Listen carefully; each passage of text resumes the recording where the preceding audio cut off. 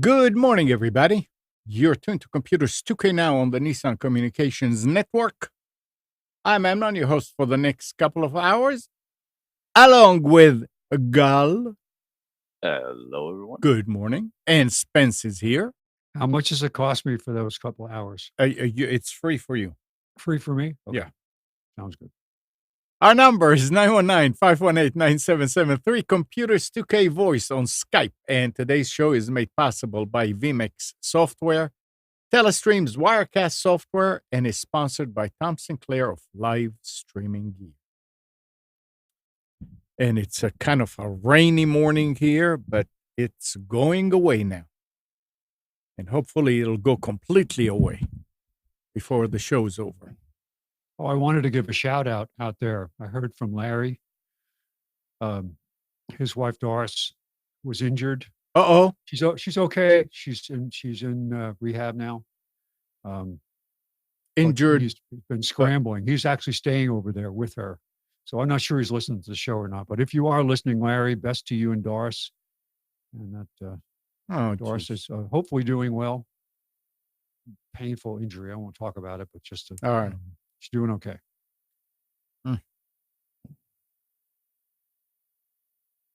Well, yep. Thinking about you, Larry and Doris. So what else is happening? First of all, we were expecting Nick, but it seems like it's raining, so he can't join. Yeah, he's having some internet problems. We'll probably hear about it if he joins us. Yep. So. It's funny how you mentioned the rain problem. We used to have years ago. I worked in the Hudson Valley before I moved to North Carolina. One of our major customers was a local college, private college, and they had the wacky. Before we came in and put in a whole new phone system, they had this antique analog phone system that every time there was weather, it would stop working. Something would happen. One time it got struck by lightning and it fried half the boards in the switch and just crazy stuff. But we used to have this one building where whenever it would rain, the phone service, as soon as it started to rain, it was okay. 15 minutes in, start to get line issues. It rained for a couple hours, it would go down to that building. We finally found it. It was one of the cables, one of the communication cables ran through a conduit that was just like wide open, water flowing through it. Wow. And yeah, it was just, they actually ran power cables through sewer lines to go to different buildings. This was all done seat of the pants, outside of the normal inspection process in the local town, because it had been around for a long time, and a lot of it was done with volunteer charity work. But they actually ran power cables to buildings, putting it through the what do you call it? The wastewater, not wastewater, but the rainwater drain lines. They ran cable. But this thing, every time it would rain, finally had somebody come in with a OTDR, optical time division, what it uses time delay. What is it? TDR, time division reflexology or reflectology, to determine how far out the problem was with the cable. And they were actually able to dig it up and find it. And the cable was basically shredded by a rat. And the water was just getting into the cable whenever it rained. Wow. But you could just predict it. It's raining. That means there's no service to this building. It took years to finally figure it out. Oh, I'll bet. Eesh. They're talking about water and shredding and replacing had nothing to do with computers. Uh, the ice maker line under the house burst. The part Ice the, maker line. well, when you bring water to the ice maker in the refrigerator, Oh, okay. there's the line it goes, and there's a filter. So the part between the hookup and the filter burst. Now, we had some work done under there. We redid the filters and stuff, so moved a lot of stuff. And this thing has been down there over 25 years. So I turned off the valve for it and decided, yeah, I'll fix it. How did you know it was broken? Oh, you could see. I mean, it was spraying all over. Kathy came Oh, outside. She okay. said, "Oh, there's water running under the house." So Friday, I decided, okay, I'm going to fix it. So I went and got some of the line. I got the kit and replaced that part, and everything is nice and it's not leaking. And I'm going upstairs and I want to see if there is water coming out of the door. You know, it's got a also water in the door so I can see if it's coming all the way. And I don't see anything. And standing there, and after a little bit, I heard a whoosh, and nothing. And then again, whoosh, and nothing. After a few more seconds, I'm looking on the floor and there's water on the floor. So I went downstairs and turned it off again, moved the refrigerator out, and there's a valve behind. So the water comes into a valve, and then it has two outlets. One was going, you could see it on the outside of the refrigerator all the way to the top. And I figured, okay, that's for the ice maker. And another one that went inside behind insulation, sort of like in the upward direction. So the one for the ice maker burst. I mean, it just broke. It was kind of like running a little bit, but when I moved it, I could see it going with the pressure that was still there. So I said, okay, Was it a poly line or a what kind of? What was the it's, type? I don't know if it doesn't say on it, but it's yellow. But it was hard. It was Yeah, so really hard. it's probably the plastic polyethylene. I don't know. I did that. I went ahead and I went to Lowe's and they gave me a nice braided one to go from the bottom of the valve, which goes down and back up. And the line was okay after like about 4 inches. I could bend it and everything and nothing would happen. But right there by the valve, you bend it and it just breaks. So I did that. And to make it easy, I took the valve out. I mean, I loosened it and pulled it out so I can work.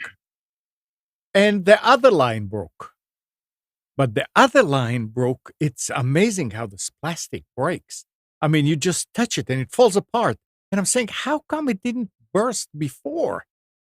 I couldn't. I pulled a little bit, thinking, okay, I can. There was some slack. So I opened, or what I thought was slack.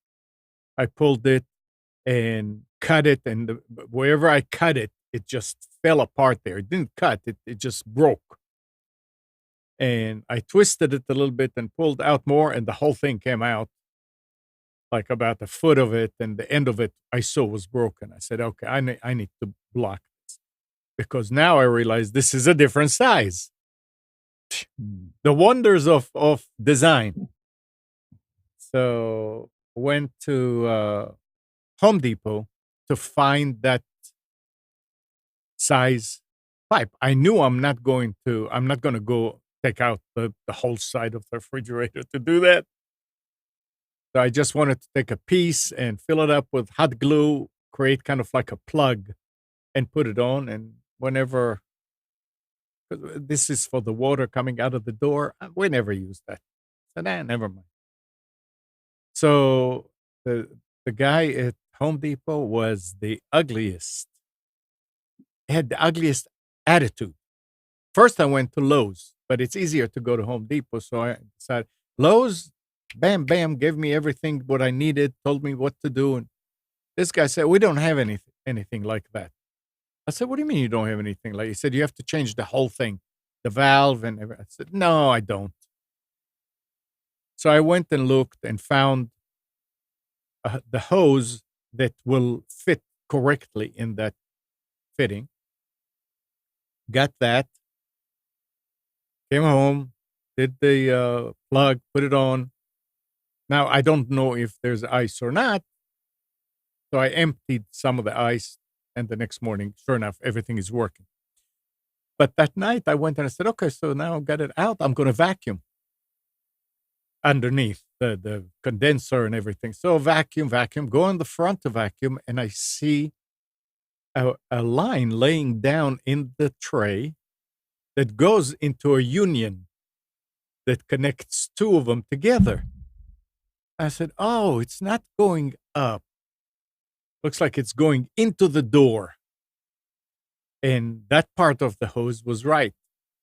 So I asked Kathy, I said, do I really want to open the whole thing again to replace that piece? She said, "Nah, leave it now.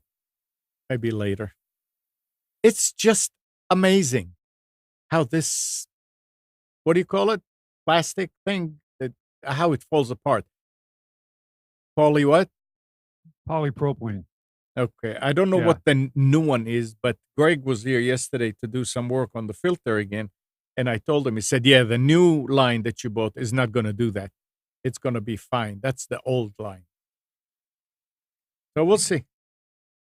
But it's interesting how these things are designed and what they do. And yeah, if it's the old saying, if it's not broken, don't fix it. I have no idea how that thing held in place. So I put a water sensor on the floor there. Said, "Okay, if we have anything, I want to know right away because I don't want it to damage."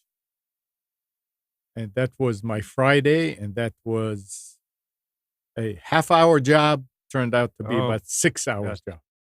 Oh, I've seen them. Yeah. I have, I can just imagine if this was a refrigerator with all kind of Wi-Fi and all that, and saying, "Gosh, when why these not? Don't things you go." want to have RFID tags on all of Yeah, your of course I stuff do. in there? So when you take something out, Mm-hmm. Sure. or you have a scanner, when you put something in there, it Yeah. scans the barcode on it, and keeps Right. track of it to tell you when you should take it out because it Yeah. goes bad. And Right. you could be at the grocery store and your phone, it says it knows where you are. It's, "Oh, you're at the grocery store. Well, here's the things the refrigerator wants." I would like all of that as Yes. long as it doesn't go by a third-party server out there. That's all. Yeah, that's So too bad. They all do. they'll have influence just the way they position products on shelves in stores by who pays for location. They'll do the same with your grocery list.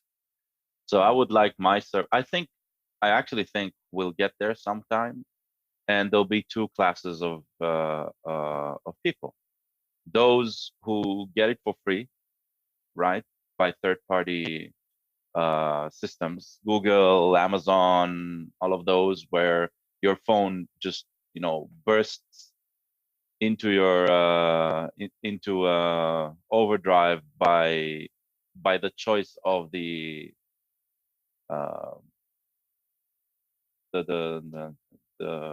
sorry, Say it.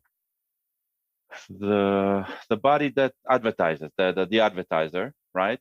Yeah. And the others will be those who have their own custom design system, which they completely control, and it'll work. It'll be clunky and less effective in pushing things that you don't want, but a lot more effective with the stuff that you do want to remember. Okay. It may work. Yep. It may. Let's see. Who's there. Gene is here. How are you this morning, everybody? Hello, Gene. Hello, Gene. What's up? Abnon asked me to call in on this one because I got my frustrating story of the week also. Talk about if it's not broke, don't fix it. About 4 days ago, I updated my iTunes and it wants a restart. And so it restarted, and Microsoft Windows 10 came in with an update and said this is going to take a little while. I think that was like 10 o'clock in the morning. After dinner, I went up and it was still there, and it was saying this is going to take hours. So I didn't pay too much attention to it. It's only one of my computers. Went to bed. I got up in the morning and it was still hung. I said, now this is crazy. You know, it was over 12, 13, maybe 15 hours. I don't know. And so I said, I'm going to pull a plug and restart and see what happens. So I did that, and I got back into the hang up again. Couldn't do anything.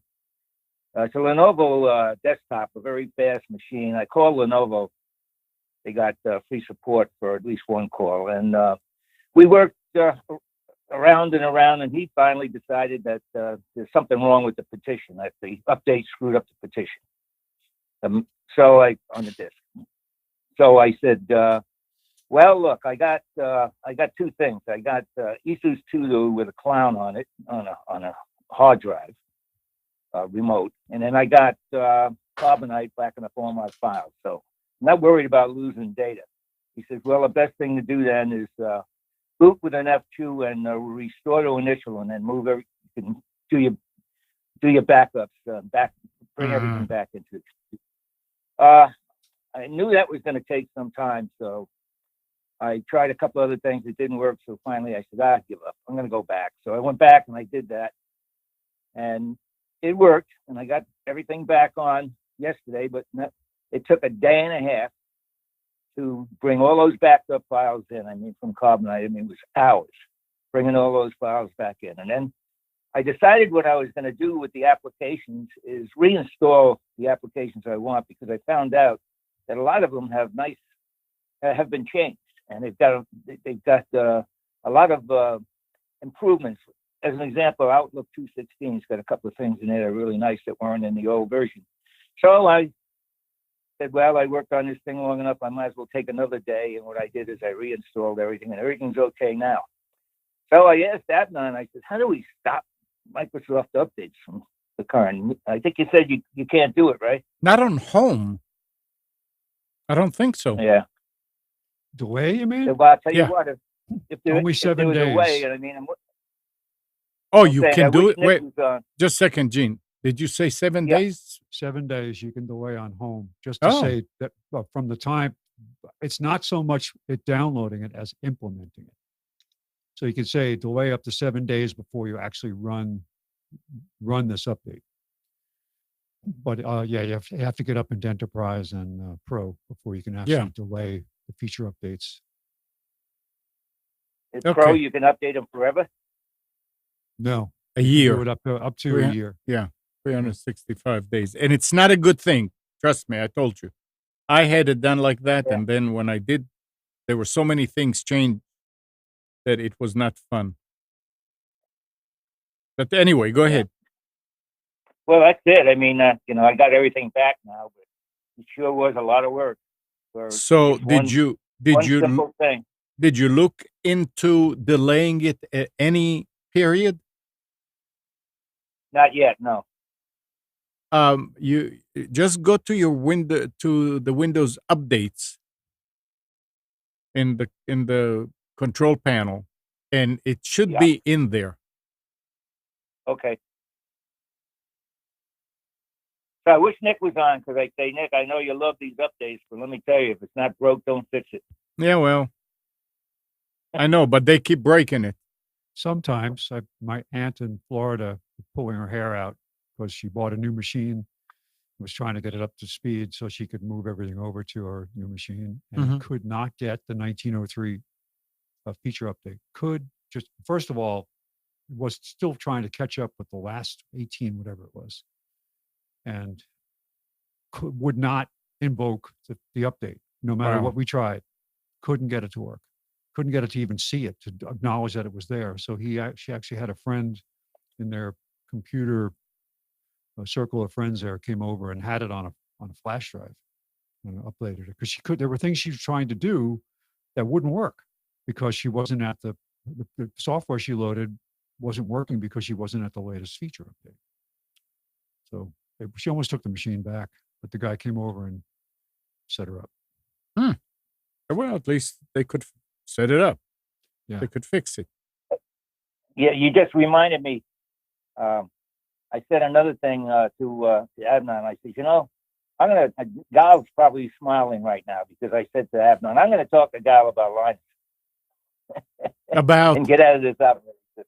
oh,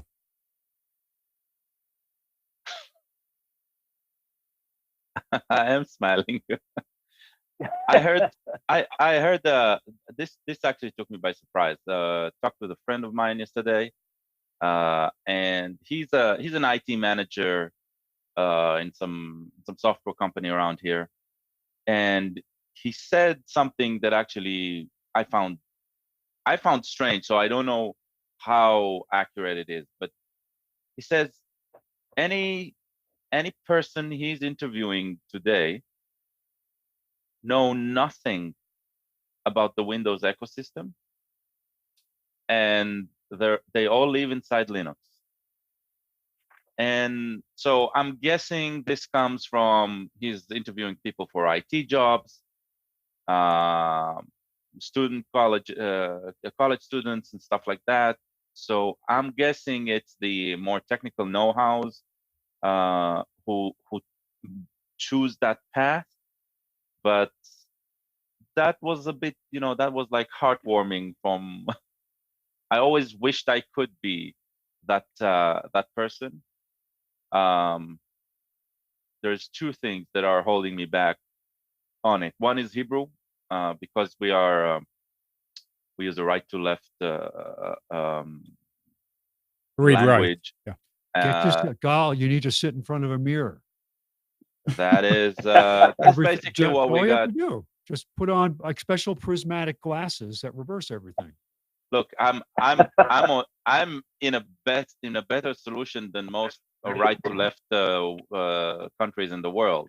Arabic needs special curling that between the letters as they write, so it's a lot more complex than just doing it right to left. Hebrew is easy. The letters are uniquely spaced, so they don't interact with one another. But yeah, so right to left support in OSs is other than Windows is terrible. Even in Mac, I think Mac is okay today, but it's still it was still pretty horrible. And the other one is gaming, right? I have an 18-year-old son. He still lives at home. My machine is basically a gaming rig. I bought it for me. The dad who buys the most expensive train set for his 3-year-old. Oh boy. That's me, right? So I buy the toys. I enjoy them, but they're also toys. So, and yeah, the Linux world, it can work sometimes, but it requires. You're talking about upgrading Windows. Think about just running a game. So. If I was you, Gal, I'd invest all of your time and education on Lotus Smart Suite. It's going to be the new next big thing. I'm telling you. I actually had a. Well, okay, guys. Go ahead, Gene. I'm gonna go back to the computer, so I'm gonna hang up. Good luck. Good luck. All right, Gene. Thanks for the call, man. Bye-bye. Right on. Bye. When I supported IBM as part of the Nortel technical sales team, we had plugins written for Same Time and for Lotus Notes and all this. So I had to have a Lotus Notes server and a Same Time server running, as to teach our employees, and also have a place to test new code and so on and keep up. So I got to be a Lotus Smart Suite administrator, and I mean, it's completely useless now, I would think. It's still out there, I would guess. No, it's not. What is it? Does IBM useless. use it? It's still out there. I can tell you, it's still out there. And in some ways it was okay. Yeah. I had, because I wasn't allowed to have a valid domain, I had to do some jury rigging with host file to get people to find this thing inside the company. But once I showed people how to do this, the people that needed to have access to it could get to it without having to just put in the IP address. So that worked good. But we were using it. We had click to call within same time to would work with a Nortel switch. And we were like cross platform development. It was actually pretty cool for a while. But oh well. Yeah. I had my interesting day yesterday, Amnon, Okay. trying to find I bought I have an old pickup truck, you know about that. And I bought that cap for it. And in order to pass inspection, the center mounted brake light on the cap has to work. Mm-hmm. And they're trying to find the wire. There is a wire that feeds this, because if you hook up the brake light from either of the two brake lights in the back to this overhead light, it will flash when when the one you're connected to is flashing, unless you put in they do make a control box you can overcome that with. But it's like, yeah, right.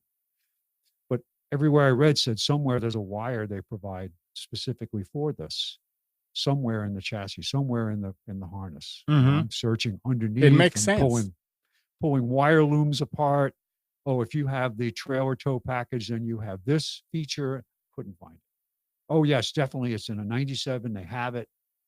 Oh, DMS 100. Oh, boy. It's just that's a blast from the past. Mm-hmm. SL 1000. Get these digital switches. But Anyway. Finally, I said, I'm just going to have to pick it up somewhere. So I'm trying to do it onto the brake switch itself underneath the. Oh, it's not under the hood? No. So someone said there was one under the hood too. I was like, why would they have the wire there? No. So, I'm talking about there was no switch. no, it's under the actual brake light switch is underneath, attached to the gas pedal. Okay. To the brake pedal. I'm sorry. Okay. But I found the wire that actually does pick that up. Yeah.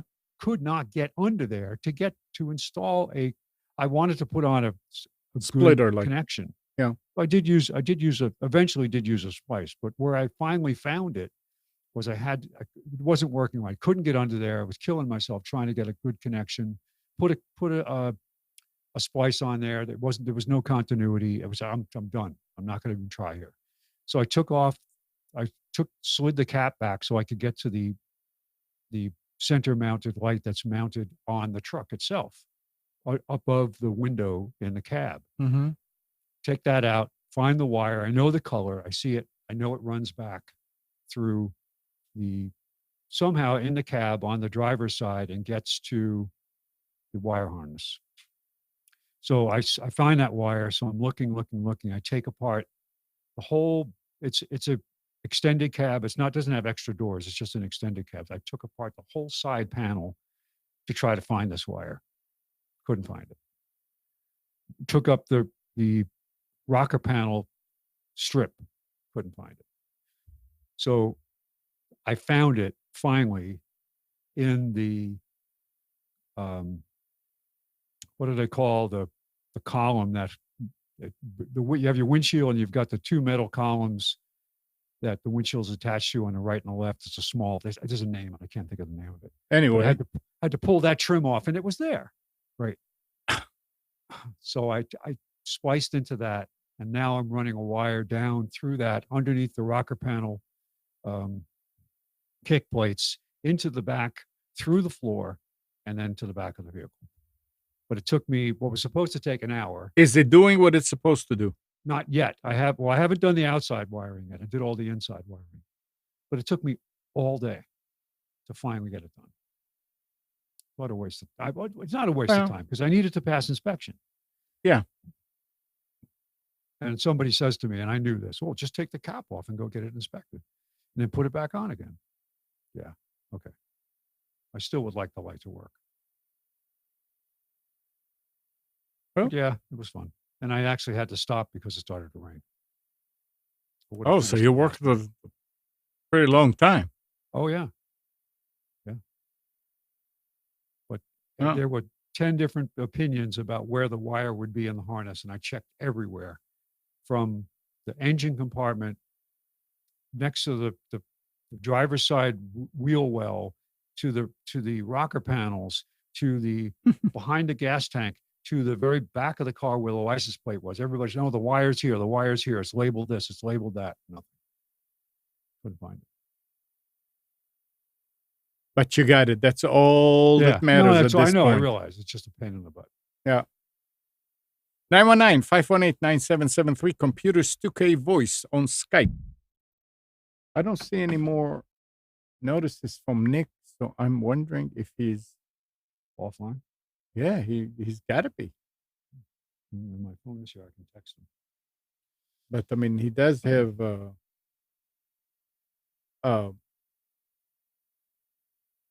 4G on his phone, so really showing that he's on Skype. So yeah, probably Oh, probably on 4G. All right. I just got a text message. Eve, my daughter, won first place for crocheting and clothing at the state fair. Yay! All right, Eve. She's been doing this for years. She's won other stuff too. What else did she win? Nice. Oh, she won another first place for something else. Well, For being the cutest. yeah. But she enters this thing every year, and Pam and I went over this morning to see what the results were. Amazing. So talking about home automation, and both you and Gal also do all kind of stuff. Several residential builders have stopped buying and installing Google's Nest devices after the internet giant overhauled how Nest technology works with other gadgets. Nest. Nest. Okay. They bought Nest. They bought it and ruined it. The devices were popular with builders who saw a Nest gadget as a way to increase the value of properties. And charge a bunch. But earlier, yeah, well, that's fine. That's capitalism. But earlier this year, that began to change as Google exerted more control over Nest and started changing the underlying technology. As a more independent business, Nest developed software that helped its gadgets communicate with a wide range of products from other manufacturers through accounts set up directly by users.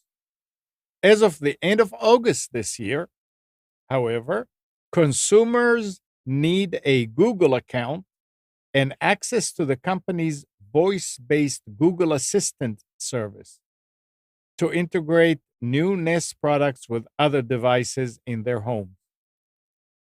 The move may help the internet giant weave its Google Assistant deeper into people's lives. But for builders, it's just a pain because Nest devices no longer work so well with the other gadgets they install in homes, such as audio and entertainment systems and alarms and other security gear. It's also less enticing user proposition with all the privacy permission that Google Assistant requires. That spurred some builders who collectively purchase tens of thousands of Nest devices each year to avoid Nest products. Well,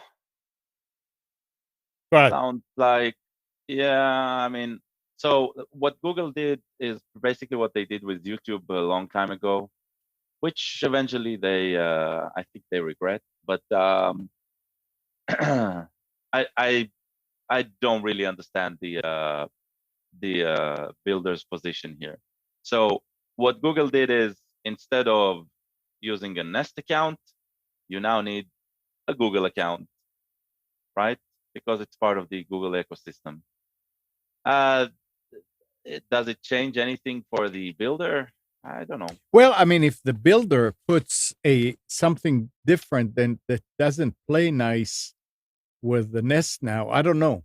I mean, I don't I have think you're getting pushback not just from the builder, but probably from the homeowner too, to be told, Yeah. oh, in order for you to control this, you have to have a Google. account. Yeah. Yes. And so Yeah. a lot of people do, but at the same time, I know I'm working with someone who's building a house now and just kind of went over what the builder proposed. The builder had a whole multiple page section on home automation options. Here's what we can do for you. And the different things you could buy. My God, it was over $10,000 if you took just the kind of default system that they wanted to put in. Mm-hmm. And then you add on top of that. But if you overwhelm them to the point where it's not easy anymore. It used to be, well, we'll give you a smart thermostat, a Wi-Fi thermostat. That's all you had to do. And you put the app on your phone, you registered, and it worked. Morning, Nick. You have to put it, if you have to go in and what about there's training involved now. You got to train the customer. It costs money.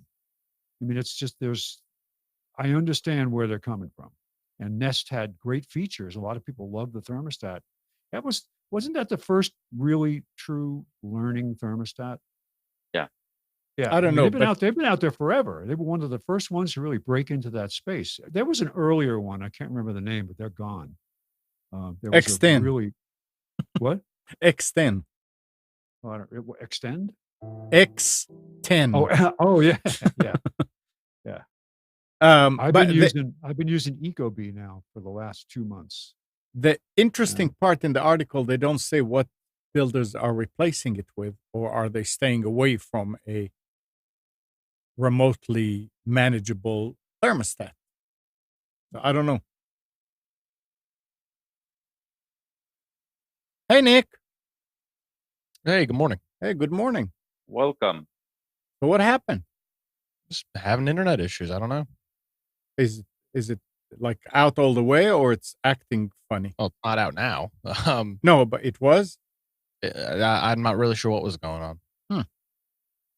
Oh well. It was the rain. It was the rain, Nick. About a half dozen modem reboots later, we're back. If you got to bring your modem in from outside, you can't leave it outside. Yeah, I almost went back to bed. What? I was if that last reboot didn't work, I was gonna call it a day. I was having. Oh, Amnon, is this a good time to talk about the router issues I was having? Absolutely. For a long time, I had started using. My daughter and I share a subscription to a VPN provider. And with all my travels, I thought this is a good idea because I get on Wi-Fi. And so I have a VPN client that runs on PC, smartphone. It works fine, but it couldn't get it to work at home. It would never connect. It would say timed out, could not find VPN server. As soon as I put it over to broadband, connected immediately. Worked every other place I've been to, it works. Couldn't figure out what's going on. So finally, I determined that it was my router. This is the TP-Link Archer 7, C7 router. It's like, I have no idea what's going on here.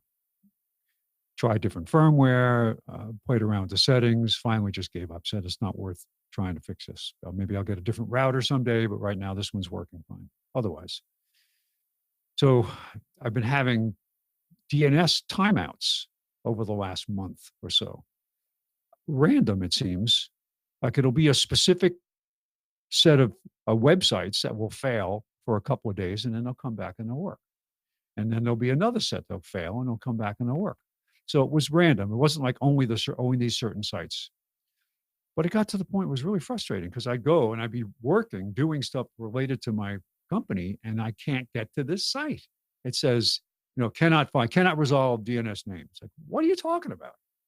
And I would go and I'd ping it or do a trace route on it, and sometimes it would work and sometimes it wouldn't. It was just pulling my hair out. So finally, I'm really having a struggle getting everything to work in the house. Some devices worked okay, which has made me crazy, and some devices didn't. And as it turned out, I had to go in and scrub whatever DNS information I had put in that router over time, somehow, despite the fact that I changed it, is still there. Somehow it sticks around. So I had to default the DNS, put my DHCP so it pointed first to the router IP address only, not to an external DNS, anything like that. Wipe out any DNS information on PCs, which I didn't have. I never set them up. It was always just DHCP straight from every PC. I do have some reservations, but that's it from a DHCP perspective. There were no hard-coded IP addresses on any of my machines. And finally, after doing that, resetting the router, resetting the modem, doing a renew of the IP address DHCP, suddenly it starts to work. And suddenly now the VPN client works. I don't know what was out there that was clogging this up, that was causing this issue. I still don't have any idea, but I know that it works. Oh, so happens. So at your recommendation, Amnon, just router, first DNS in DHCP is the router IP address. Second one is 8888 as a backup. Yeah, it's not really backup. Well, it runs through both of them. It uses both of them. Well, it'll go through the first one first, and if it finds it, it doesn't go to the second one. Actually, yeah, it does. It's called round robin. It's at certain times it'll just go to the second one right away. I don't know what the rules are, but yeah, it does. Because there won't be if there was no problem. If there was no problem with the first one, then it'll never go to the second one. But that's not how it works. I don't know why. Fairness. Yeah. Maybe it's a union. I don't know. That's it. It's a union rule. You have to go. You have to go to both because this guy will feel bad if you don't come. Yeah. Right. And after all, we don't want him sitting there doing nothing. Yeah. Oh boy. But you got it, and that's all that matters, right? But I'd like to know what. I know it was DNS related, but I'd like to know what specifically was the problem. Well, there was all kind of outages this week, Nick. You had a problem that you had in the office last week, didn't you? Yeah, but this wasn't an issue for me. I thought you had a problem with your 365 in the office. Yeah, but this was like across the entire world. Yeah. It wasn't just a local issue. Microsoft's Authenticator went down Thursday morning. So anybody that tried logging in, unable. The multi-fund. Yeah, their Authenticator. Yeah. Were you, as an administrator, given any kind of a notification from the Authenticator service? No, that it was down. You couldn't even log into the admin panel of 365 to look at what was going on. You couldn't bypass it like via email? There's no bypass, no. Interesting. I mean, I probably could have unauthenticated my account, but I wasn't sure as hell wasn't going to do that. So, yeah, it wasn't ideal, but it's no fun. It happens. Interesting.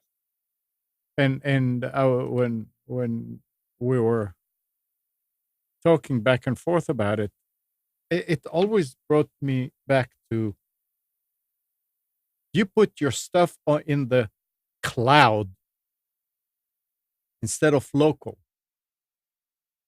There's a lot of things you're not going to be able to do if your internet goes down, if here is the server, the authenticator went down. There's all kind of weird things that can happen out there, at least on your local machine. Well, things. Yeah, but I don't know. Yeah, but right. That's just not really an all. I see what you're saying, but in that example, it just doesn't make any sense. You're talking about an online web mail thing. What's no? I mean, no, your email was down. Yeah, I understand. Well, it's not just. Well, here's the thing. It wasn't down. Let's. So Authenticator is when it was prompting you to log back in. Right. Microsoft was not down. No. I'm saying for you, email was down. It wasn't. My email wasn't down. Not at all. Anything that was already authenticated worked. Exactly. So, but if you went to log into something new, or for example, every time you go to the admin panel in 365, you have to put in your MFA key every single time. So if you tried relogging into that, you couldn't, because the two-factor code wouldn't work. But I was already logged into my So email, you were logged in, but I mean, if I was using 365 and I got up at 11 o'clock in the morning and tried to log in, it depends. Like, for example, if you use your Outlook client, then no, because your Outlook client, I've never been prompted again in Outlook. You set it up once and it always works. Until you change your password or something. Exactly. Like that. Yeah. So it's not that Outlook was down or Office was down. It was if you were prompted for a two-factor key, it wouldn't work. So you do not have to enter anything after the first time that you do it? On the machine that you have you're logged on? behind the password and keyboard key, On local Ever. password. Yeah, no. I mean, No, for you're safe weeks. that way. Yeah. Hmm. Well, actually, it's not weeks, it's days. There's a refresh API key that happens behind the scenes, right? But you can work offline, right? Yeah, So that's what I mean. That to work offline is a whole lot safer, or not safe. so you're working offline and everything will sync the moment you can connect. But all Okay. of the secrets, they're properly preserved. Let's put it this way. You're working on a machine, a Windows machine, right? Yeah. You've logged into a domain. I think most of our people here, unless they work in an organization, they won't know how a domain works. So you log into a domain, and the domain exchanges a set of keys with you, and with your machine. And from this point forward, your machine doesn't go through a whole authentication cycle, but goes through, hey, can you connect me to ABC? This is my key that I got from you the last time we talked, right? Okay. And so the domain and your machine now, the domain checks if you have access to whatever you requested, and you exchange the keys. Also, once every X amount of time, it also refreshes those hashes that you kept. So you're always fresh. So if somebody tries to clone your machine, for example, and asks for it, right? Mm-hmm. Either if they were successful, then your machine will say, hey, something's wrong. Somebody already authenticated me, right? Or the other one will just reject because he's using a stale key. So all that process is always, there's a back and forth between the computer and servers about authentication, about identity, and you're keeping safe that way. But the person isn't required to refresh their login again and again and again and again and again. So once you did it one time in the morning, right, you're logged in. Now, you did that, and now you're disconnected. Mm-hmm. Okay, you're completely disconnected. You come to log into your computer, you put in the last password you use. Windows locally says, hey, that's the last password that was used, so that's okay. I'm logging you in. It doesn't even call home and say, hey, can he log in? Right? Because there's this hashing cache of hashes locally. And so all of this is going behind the scenes. You don't Okay. feel that. So what Nick was saying about the downtime was, it happened only when you need to create a fresh authentication, a new location, a new machine. That's when people, so let's say you have a new employee today, he's going to need to wait. Or somebody just changed the password and hasn't logged in with their new password yet, they're going to need to wait. So inside an organization, and the admins, because they are required to be more secure than most, right? then they're going to need to wait. So Right. it's a big deal, but it's not that big of a deal. And Nick, how long has it been down? Was it down for that? I don't know. Maybe a couple hours. I'm not really sure. It probably wasn't even down. It probably was skewed on time because two-factor authentication is a time synchronization. Well, I thing. mean, it wasn't down, but no matter what two-factor code you entered, it wouldn't work. Yeah. I mean, theoretically, probably if somebody knew the timestamp on the two-factor authentication server, right, and changed his phone to that time, it will work. But there probably wasn't enough time for hackers to figure out what the skew was. Yeah, I mean, it wasn't all day. It was a couple hours, I think. All right. Okay. Fine. Be like that. Which time zone did what's it called? The daytime savings change?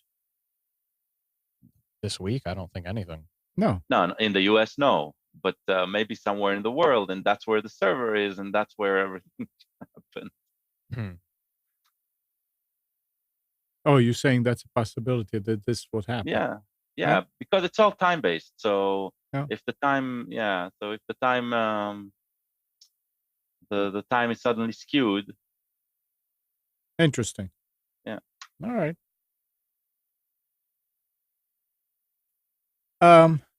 Spence. But the moral of the story is don't be afraid of two-factor authentication because of that. I mean, it's an easy fix for it. Just have the same time zone worldwide. Yeah, there you go. Yeah. Is it Russia or China? I don't remember which of those two countries has one time zone across a huge country. Probably Russia. And it's very, very difficult. To what? In certain things. I mean, it's you might get up in your time zone and the sun is shining when you get up, and in the other time zone, it doesn't come up for 4 hours after you get up. So crosses. I think Russia has 4 or 5 time zones, or could be, but could be. Yeah. Could be. No, Russia has multiple time zones. They do. Who doesn't? I'm looking for somebody doesn't. Or has just fewer than they should based on the geography. Maybe no, but India also has. But India has time zones that are split to 30 minutes. Well, that must be fun. Yeah. Yeah, working with India sometimes makes it like extra complex because the shift is not like I don't remember if it's not 8 hours, it's 8.5 hours, something like that. So that adds to its complexity. Yeah. Alan's saying that Britain and Europe will go back next Sunday. When do we go back? End of the month. Yeah. It's late this year for some reason. Yeah. All right. Spence, you ready for specials? I think I am. I think I can. So we were pleased to announce that we won the contract for providing online security overwatch for the state fair. So we're watching, and the way we did it was we actually put embedded sensors in all of the bacon-wrapped fried Twinkies sold at the fair. The fried Oreos. Yeah, well, those were. We looked at doing the Oreos, but the sensor was too big, so we went with the Twinkies. It fit in there much better. We have real-time statistical data now about threats at the state fair. I tell you, we're on the bleeding edge. Yeah. All right. So a little bit of a change of pace. The keyword bleeding, right? That's it. Yep. we're a little bit different format today. I've been toying with the idea, and really been thinking about it for a while. But what drove me to do this was Best Buy getting rid of their weekly ad and making it much more difficult to select things. So I figured, and said, I wanted to change things anyway. And let me see if I can't come up with something else a little better. Excuse me. So what I'm doing today is I'm just picking the three vendors and highlighting products from the three vendors on separate pages. Okay. I did not go ahead and say, oh, here's all the PCs, here's all the monitors, and so on. This way, sometimes I run into where there's nothing special in one category and two or three things that deserve mention. That's why I added that page at the end, but wait, there's more, because there might be a second product that would fit a category that would have no other place to go. So this makes it, you just go through, see how it'll work. All right. So starting with our friends over at Staples, did you notice that their logo changed? I picked this up off the webpage. Did you change it or they changed? No, they changed. I don't know what their logo. What was it before? It was just a red Staples written in red, but now they added the actual staple. Okay. To the logo. Apparently, I mean that's what was on their webpage. So they should have added. They should have added two of them. Yeah, just know it's similar to the letter chet in Hebrew. So now it's Staples. Okay. Why not? Good one, guys. All right. So we have a deal on a HP 14-inch Intel Core i5 laptop. It is $479.99. That's $250 off. Got a Samsung 860 model 860 1 terabyte solid state drive for $139. That's 30 off. 24-inch LED monitor, HP for $109. That's 20 off. A Logitech MK540 advanced wireless keyboard and mouse. Now, this is getting into that whole unified technology that Gal was talking about. All the new keyboards support in some fashion. So these are getting to the point where very advanced. $43.99, which is $16 off the regular price. They've got an APC 900 VA battery backup unit for $79, which is $23 off the regular price. If you're looking for Roku, update your Roku streaming stick, $49.99, save $10. You guys need to tell me, is it the thing? Amazon Blink, wireless indoor-outdoor home security camera. Do you really want?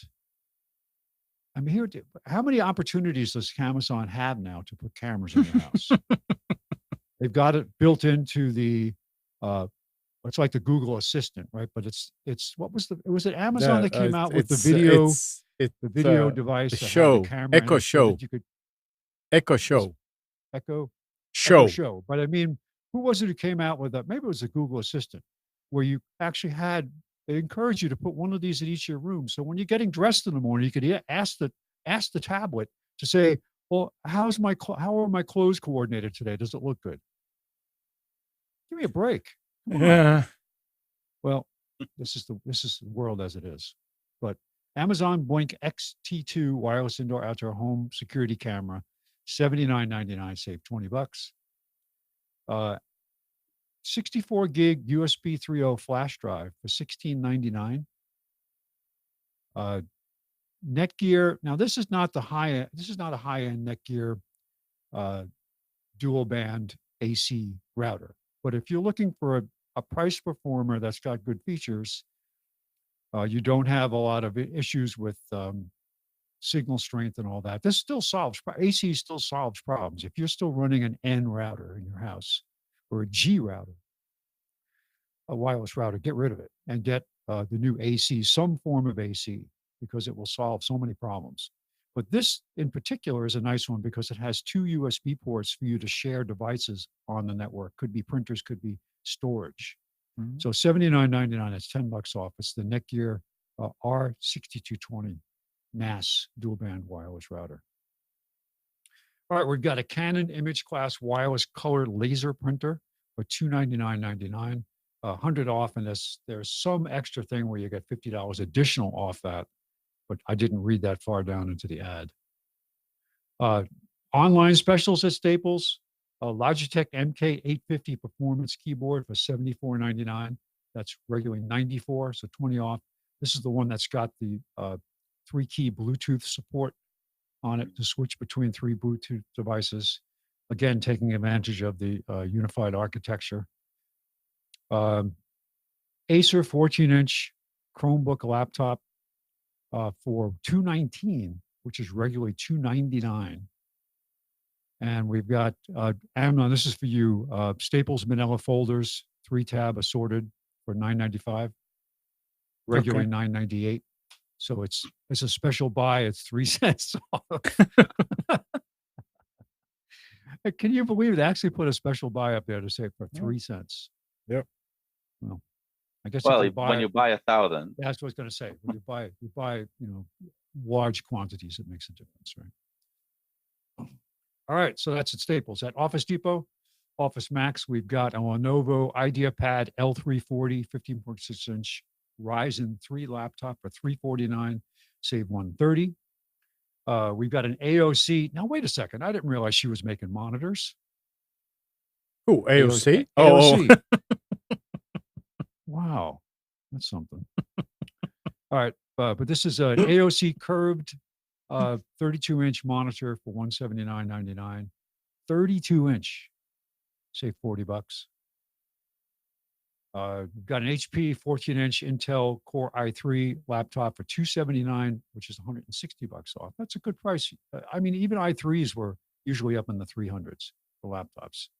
It's a pretty good price, $279. Regularly save $160. Logitech K400 wireless touch keyboard, very good for media center applications. You want to control a PC from your couch. It just makes it so much easier to not have to have a mouse or some other kind of pointing device. You just use the glide pad that's built in. Nick, is that the keyboard that you have? Nick?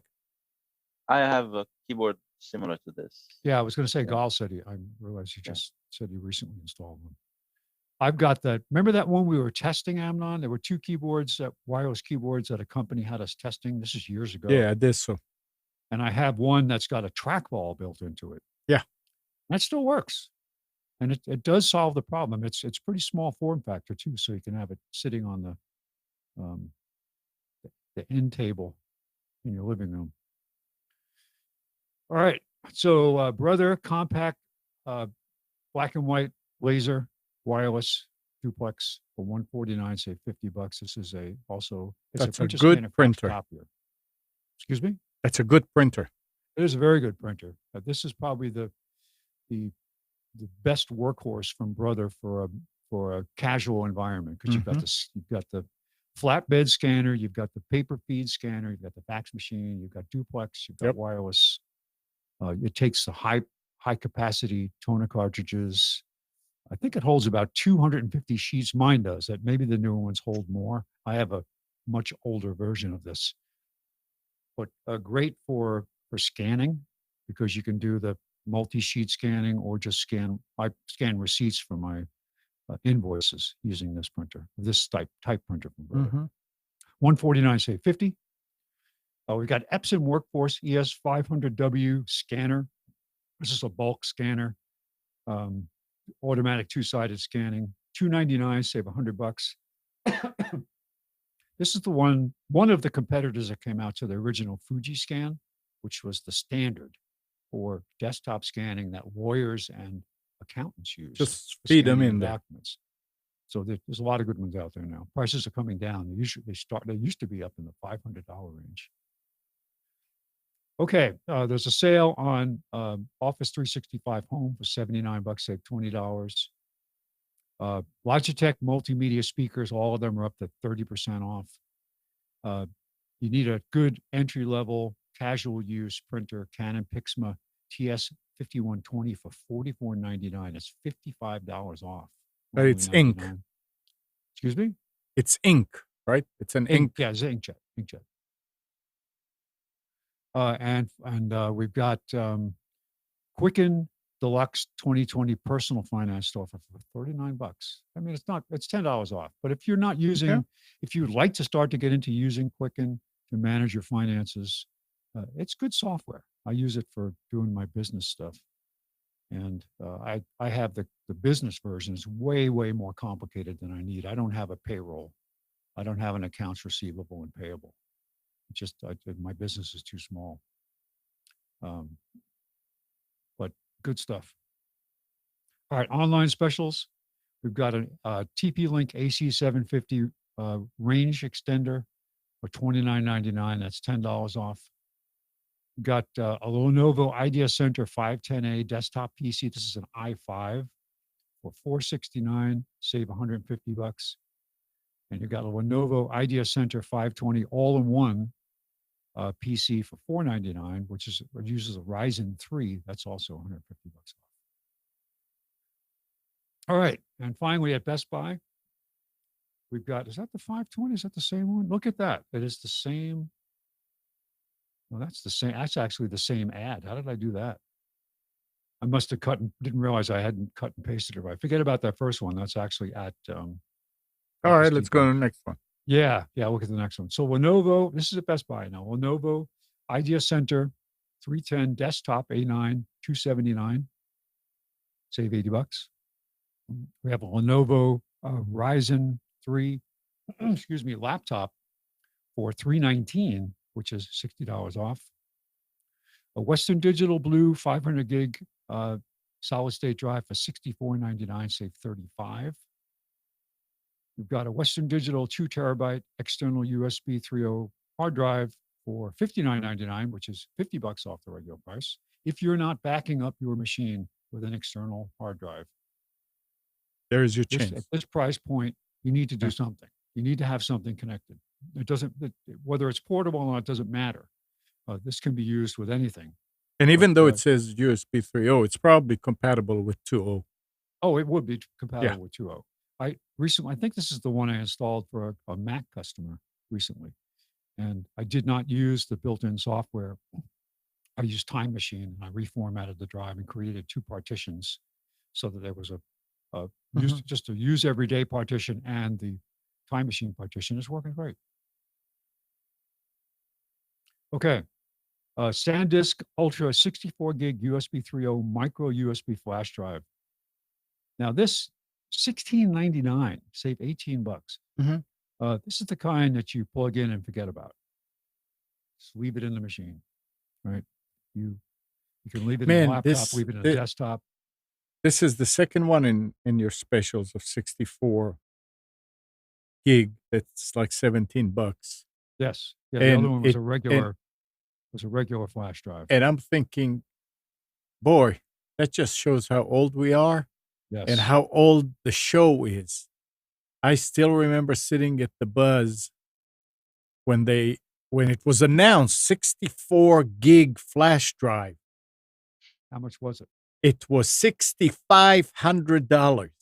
And it wasn't available out there. They said that they came up with this. And that's how much it'll cost. $6,500. Look at that, $17. Yep. Yeah. And think about it. If you could build an array of these drives. Yeah. Right. You could get them up to, what is it now? A 512, I think, flash drives are available. 512 USB flash drives. But I don't think they're that cheap, though. No, it's not that cheap. But you could build, if you could come up with a way of building an array, how many USB devices can you have off the machine? 125 or 24, something like that. So if you could build a reasonably fast, have a bunch of hubs strung daisy chain together, you didn't necessarily care about speed. But USB 3 is pretty fast. It would be ultimately the bottleneck would be the USB controller. Yeah. But you could build a pretty extensive backup system using all these flash drives. Well, you wouldn't want to. Economically, it doesn't make sense. Yeah, I mean, the moment you start to chain a few, you start to have power issues. You have to start to have It's a fun engineering project, but I don't. It won't be viable. You won't trust it. Can you build a RAID out of USB flash drives? Well, software-based RAID. Software-based RAID, probably. Yeah. There's nothing limiting you. but you could at least do mirroring and Yeah, I mean, a Linux OS with the ZFS will work, I think. So, interesting. All right. Okay, if you're looking Yeah. for a small business class, inkjet all-in-one printer, Epson, the Epson Workforce 3730 wireless all-in-one is on sale, $89, which is $90 off, half price.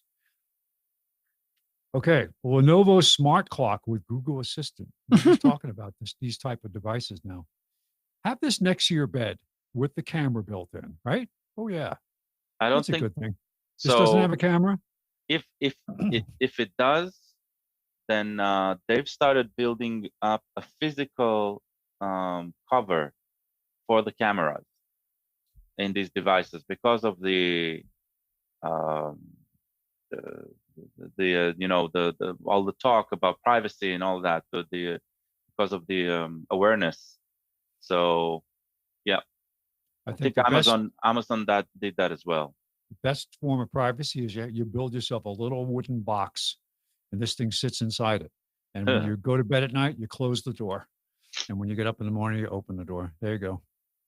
Yeah, but that's soundproof. exactly what I was saying, right? We'll have two classes of people. We'll have the people for three. We'll have those who are completely disconnected, and we have those who are connected and get all of these extra features for free, right? By the big corporations who peer into our lives, a bit automatically and via machines, but still do that. And we'll have those who will roll their own and be in control of their data, and they'll pay. Yep. So, Yeah. But smart clock with Google Assistant, $59, save 20. We've got an HP Core i3 desktop for $399, save 100. Okay, we have Eero Pro Mesh Wi-Fi system. This is a three actual transceivers out there. One is the base station. The other ones are part of the mesh. $399, save $99. I don't know much about this particular brand. I know people that are using it. I have two customers that use it. Quite happy with its performance in their house. Kind of eerie. I helped set it up. Kind of eerie. Yes, it is. Eero started as a Kickstarter project, and they've been raved about by their users.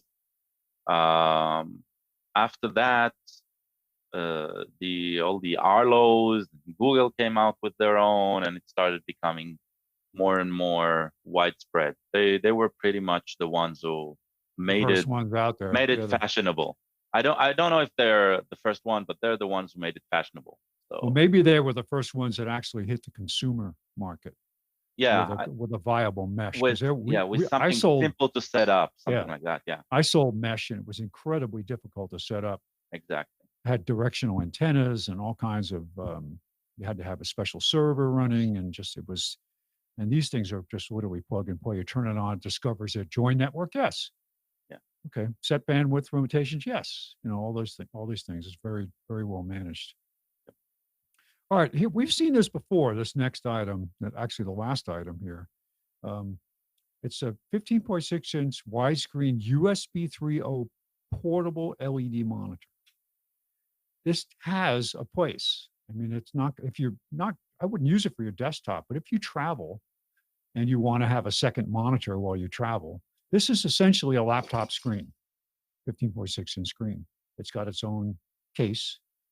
It's built as a standalone device. You just plug it in USB 3.0 and boom, you are connected. It might not be the fastest thing going, but if you are used to working with a second monitor, which I am, and I struggle when I work with my 14-inch laptop, this is a nice device to travel with for $89, $10 off. Does it say, did you remember reading, does it say which resolution it'll go to? No, I didn't look it up. Okay. I didn't look it up. There was a link though to go look at it. And that was so strange. Is the other thing about Best Buy's website, sometimes it's hard to find details on the product. That was always true at like Office Depot and Staples. Sometimes you click on it and there would be no additional details. You have to go and look at the Go in there. manufacturer site Yeah, they want to get, especially it's better now. In the earlier days of their online operation, literally you say, well, what's the processor look like? What's this look like? What's that? You'd have to go and actually put the model number in and do a search and find the manufacturer's information. But yeah, today I noticed that Best Buy, it's their site is changing. It's even different. The way they're presenting product.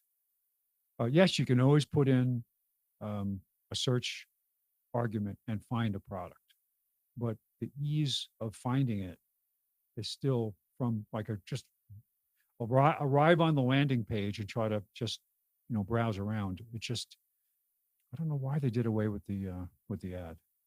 At least have an online ad. You don't have to put it in the newspaper. If that was the purpose of because nobody looks at the paper, fine, but still do the online side of it. So I guess they have their reasons. Yeah. And that's it. All right, Spence, thank you. Specials for October 20th, 2019. 919-518-9773, Computers 2K Voice on Skype. Let's see what, this is an interesting article. Banning staff from accessing their work emails outside office hours could do more harm than good to employee well-being, a study suggests. University of Sussex researchers found while a ban could help some staff switch off, it could also stop people achieving work goals, causing stress, because they can't achieve their work goals. Companies are increasingly curbing email use to tackle burnout. France has even legislated on the issue, but human resources body CIPD said it agreed with the university's finding. According to the research, strict policies on email use could be harmful to employees with high levels of anxiety and neuroticism. So it's not always good to say, hey, you can't get on business on the business emails after hours.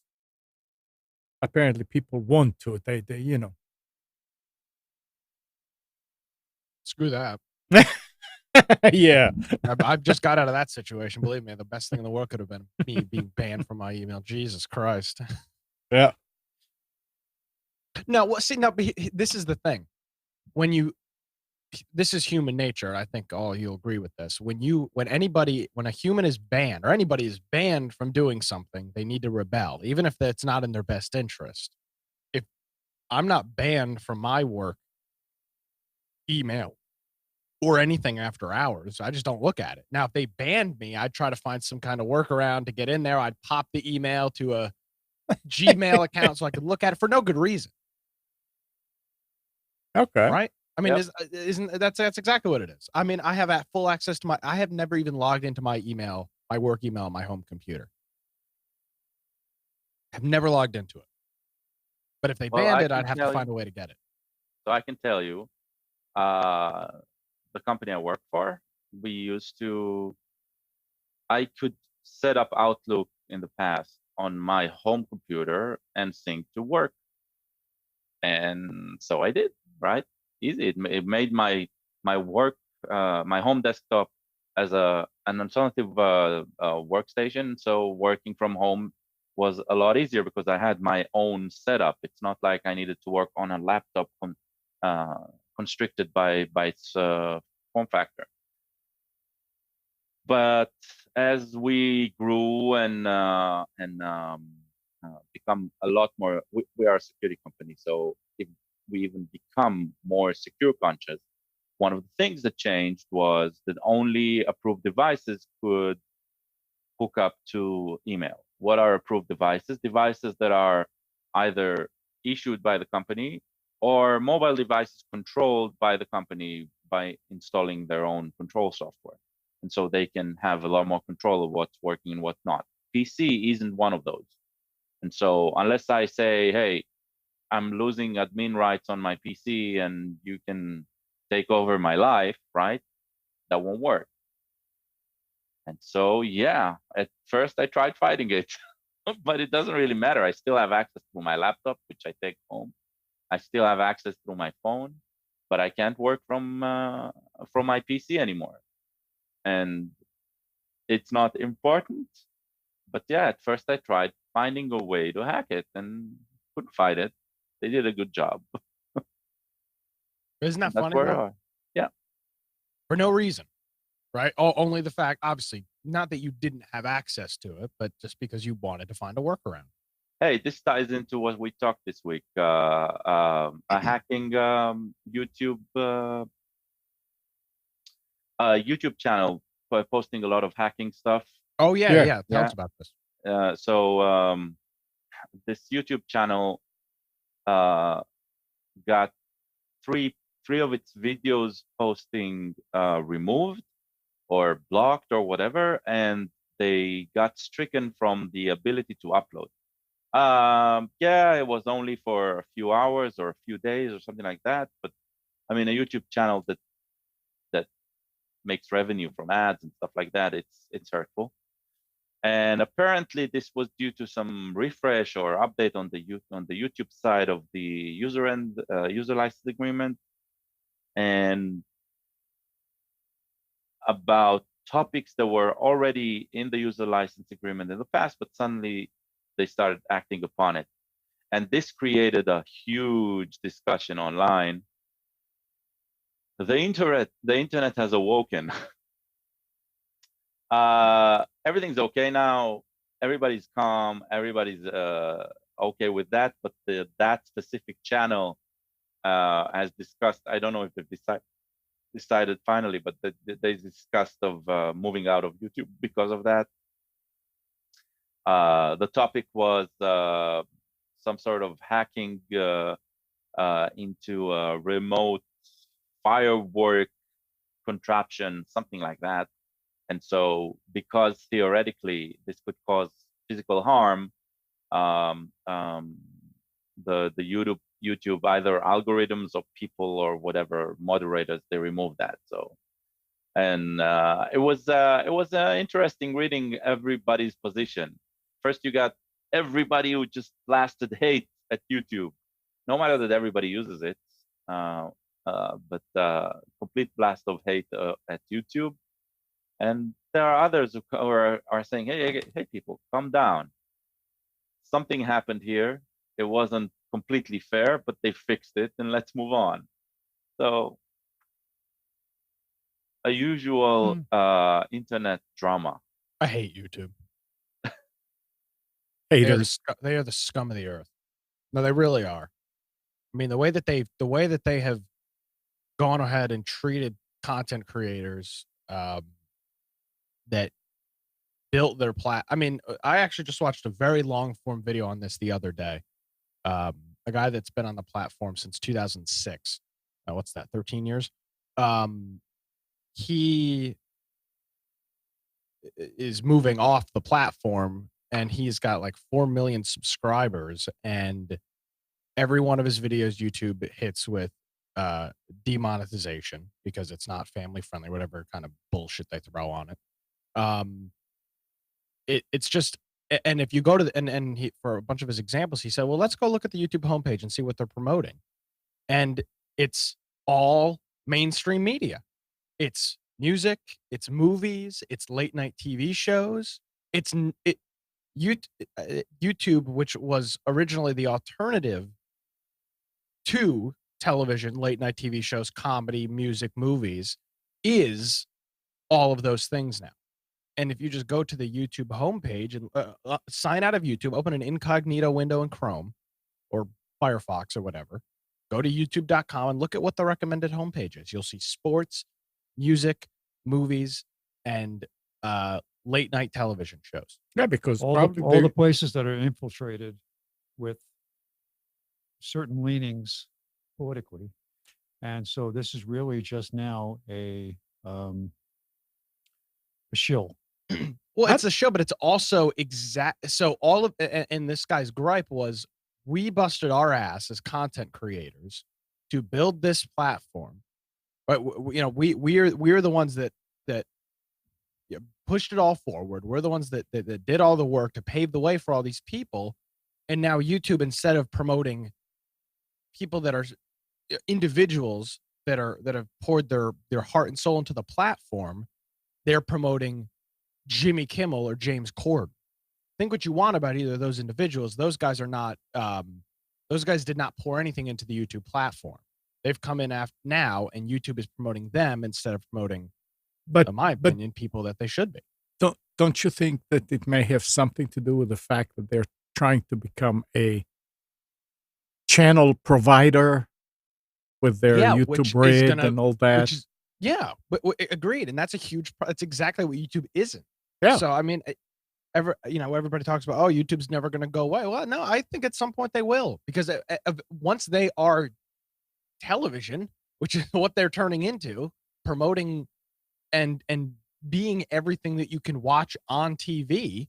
What the hell's clearly the point? With YouTube Red and all that stuff, that's clearly where they want to be. Yeah, for sure. Yeah. And that's fine if that's where they want to be, but be upfront about it. Yeah. And I think that's a lot of people's gripe and a lot of people's concern is that they're not upfront about it. So people are busting their ass to make content for YouTube. And what's on trending? Jimmy Kimmel. Jimmy Kimmel's on trending. Not the individual content creator. Which is stupid. Doesn't make any sense. If I want to watch Jimmy Kimmel, I'll turn on the television. I have an antenna. I can watch him on WECT down in Wilmington every night, or 5 nights a week. I can watch him. I don't understand why Amazon is not starting something like Twitch. Well, they own Twitch. Yeah, I know, something like it.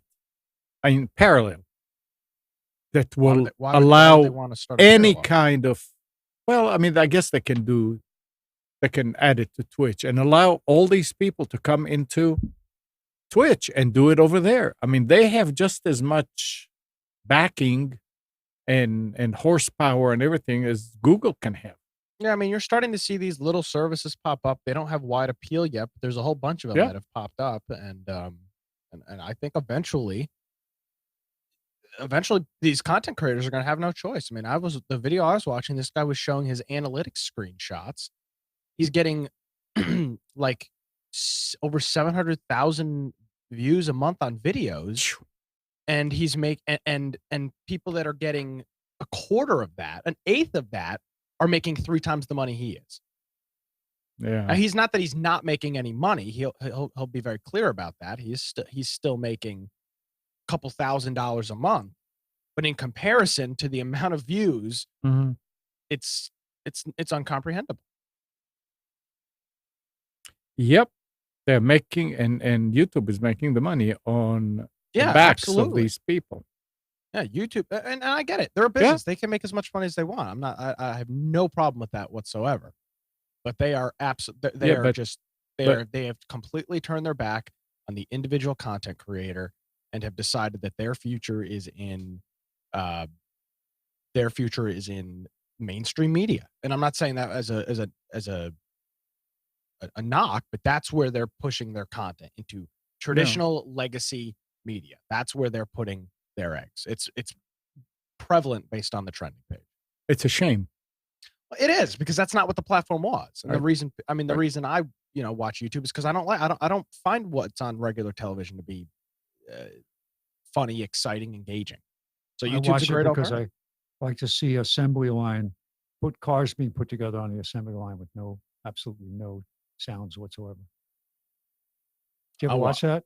Do you ever watch that? They have a Mercedes assembly line, or Renault or Fiat. They just have a video of the entire assembly line, the car going all the way through, showing you how they, the robots and the people building, they stand by one guy's station. He's the guy that puts the dashboards in, and you just see the car start as a blank chassis that they dip into a paint, and then come off the assembly line at the end. Yeah. So the It's very, content. it's very soothing. So the content provider here, or the content creator, is actually the company. But yeah, potentially. No, they are. Who's Well, it might have been done by someone for them, but it's for the purpose of or their I'm own? sorry. Yeah. And Yeah. again, I don't have problem with mainstream content on YouTube. That's not the gripe. The gripe is that they have chosen to promote, sell, and hitch their wagon to all of that content instead of content that, in my opinion, is what makes YouTube, which was just Mhm. an independent video platform. So it's, I mean, I despise YouTube. I really do. And I look forward to the day that somebody comes in there and can take over their user base. It'll happen. I They'll hope have so. they'll have a whole different user base. Yeah, well, because I mean, at some point these content creators will not be able to make any money on the platform. Yeah. Because of YouTube's their crazy demonetization procedures and protocols. All right, listen to this now. A flaw that means any fingerprint can unlock a Galaxy S10 phone has been acknowledged by Samsung. It promised a software patch that could fix the problem. The issue was spotted by a British woman whose husband was able to unlock her phone with his thumbprint just by adding a cheap protector. When the S10 was launched in March, Samsung described the fingerprint authentication system as revolutionary. Sure is. Oh, This- wait. The scanner sends ultrasounds Okay.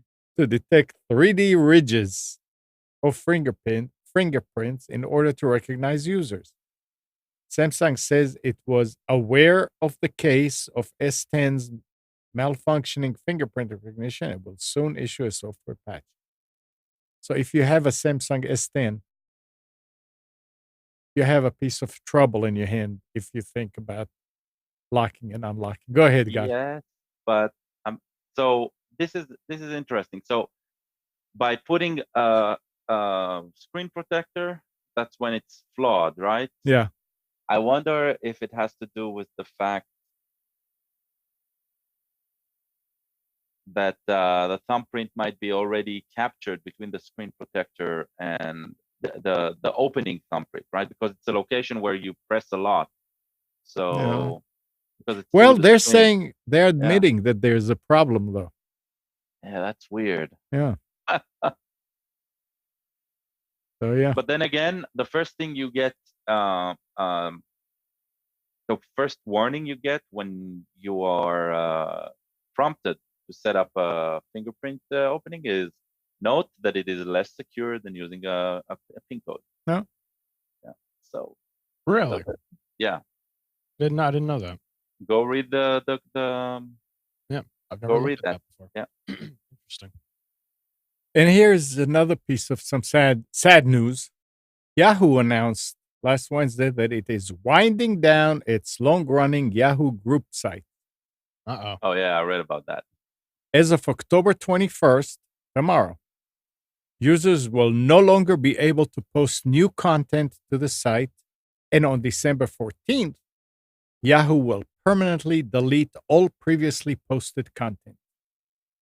You'll have until that date to save anything you've uploaded. This is an announcement that was posted. Yahoo Groups, launched in 2001, is a cross between a platform for mailing lists and internet forums. Groups can be interacted with on the Yahoo Groups site itself or via email. In the 18 years that it existed, numerous niche communities made a home on the platform. Now, with the site planned obsolescence, users are looking for ways to save their group's history. And that is not an easy job. It's not an easy job if you're doing away with a forum of your own to go to a new forum. Just imagine if it's sitting somewhere else. It's proprietary. It's. I know there's some of the groups that I'm a member of for the military vehicles are on Yahoo, and I didn't get any notice. So we're switching to this or switching to that. That if it goes, it goes. So the place where I read about this was the subreddit called Data Hoarders. Hmm. It's a very it's a very funny, technically funny subreddit. The group of people who occupy that subreddit are those who are obsessed in preserving anything. There's no category. There's those who are speaking about how to download like complete site sets, and one of the things so this that they started talking about the Yahoo taking down groups, and somebody reminisced an old byproduct they had, GeoCities, if you remember. Oh yeah. So GeoCities also got the hack, got axed a few years back completely. It actually started by Yahoo actually losing a lot of data. I don't know if you've ever heard about the story, but Yahoo, while moving between one building and another, had their IT department packed a bunch of hard drives into shopping carts and Yep. put them across the Parking lot. parking lot, and the vibrations from the shopping carts destroyed a lot of these hard drives, the mechanical hard drives, and so that prompted the loss of about 25% of GeoCities data, and they took everything up online, and then they notified that GeoCities is going away, and a few people around the internet started downloading everything they could from GeoCities, and so there are some private stashes of GeoCities out there.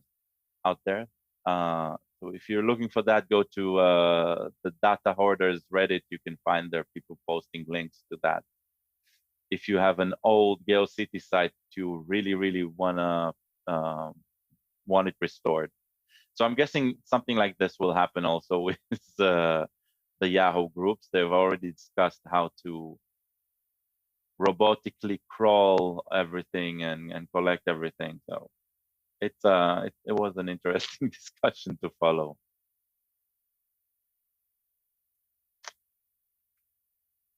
You're muted. People will figure out how to get about it, how to get around and get their stuff out, I'm sure. Yeah. And they'll probably extend it some and say, okay, yeah, we'll give you another week. It happens. It happened before. But we were talking about Facebook. About assistants and the devices at home. Facebook's Portal video chat device, which puts a camera and a sensitive microphone in your living room or whichever room. Huh? Yay. Yeah. Isn't flying off the shelves. Fast Company reported, citing supply chain sources and store sales reps. The device, which launched a little over a year ago, has been plagued by the privacy concern of would-be buyers from the start. And creative strategies analyst Ben Bajarin tells Fast Company that his sources at the companies that supply parts for the portal say that shipments of the devices are very low. Not surprising. The orders for the components were not high to begin with, and the build volumes were low. Facebook never meant to build up a large inventory, he said. So interesting. Do you know anybody? Anybody knows anybody that has the Facebook portal? I don't. Nope. Seen a bunch of commercials. Yeah. Well, it's a write-off. That's why.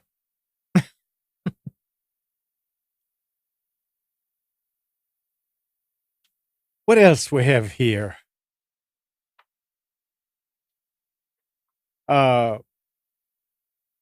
That's interesting. I'm sure Nick, you'll have something to say about this. Google latest flagship smartphones, Pixel 4 and Pixel 4 XL, do not support video recording in 4K at 60 frames per second.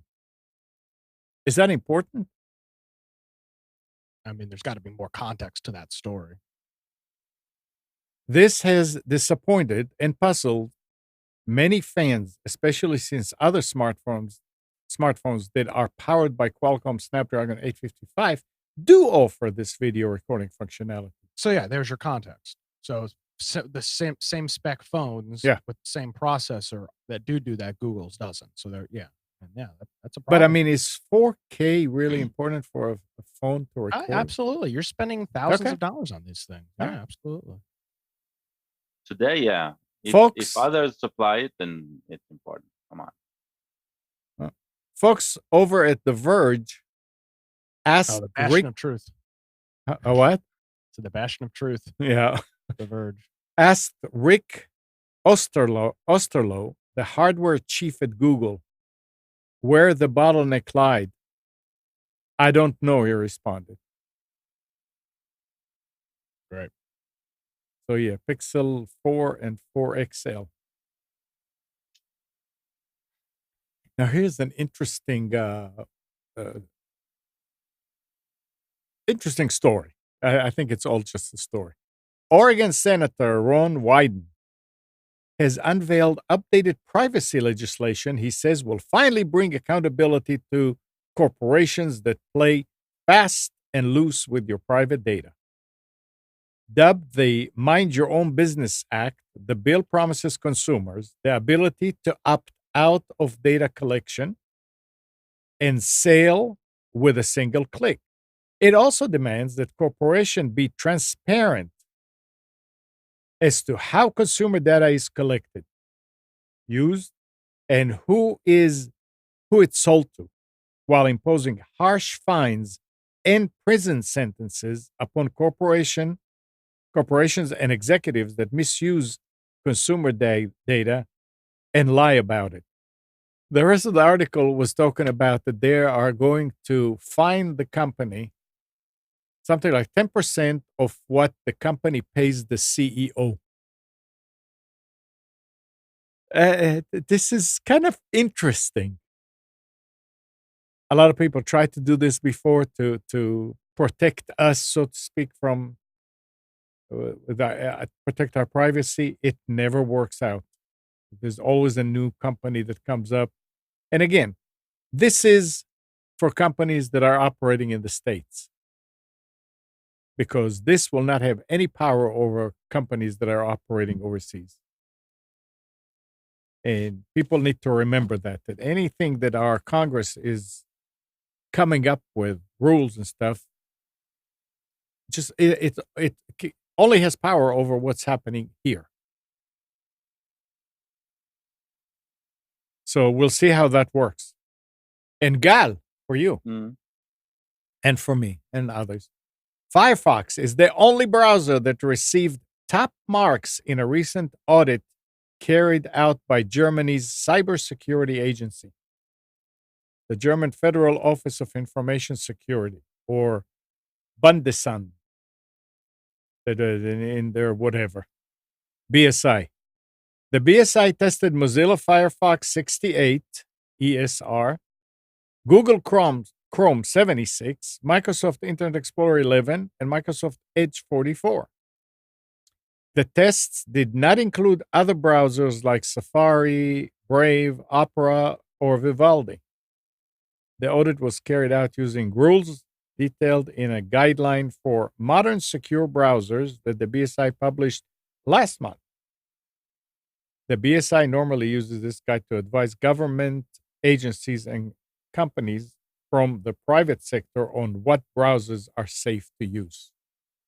So they figure out that Firefox is the only one that received top marks.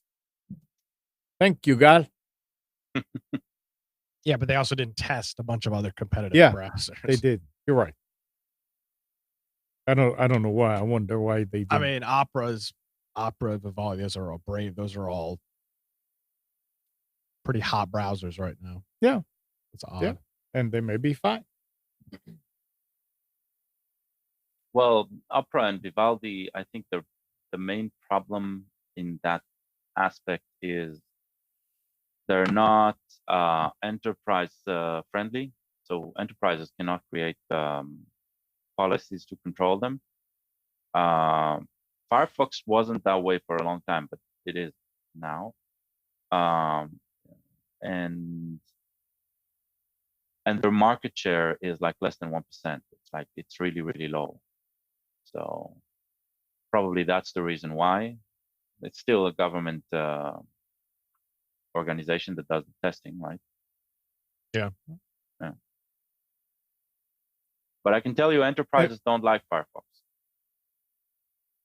because it provides a lot of freedom for the user, the end user, to control their environment a lot better than what a corporation will want. So you'll still see corporations stick with either the default, which is at this point it's what, Edge and Chrome. Well, I mean, Firefox is it though. Mhm. And the last story that I have is Apple, which often positions itself as a champion of privacy and human rights, Oh, bullshit. is sending some IP addresses from users of its Safari browser on iOS to Chinese conglomerate Tencent. Ah, my favorite. Good old Tencent. Yep. A company with close ties to the Chinese Communist Party. It's owned by the government. Yep. Apple admits that it sends some user IP addresses to Tencent in the About Safari and Privacy section of its Safari settings.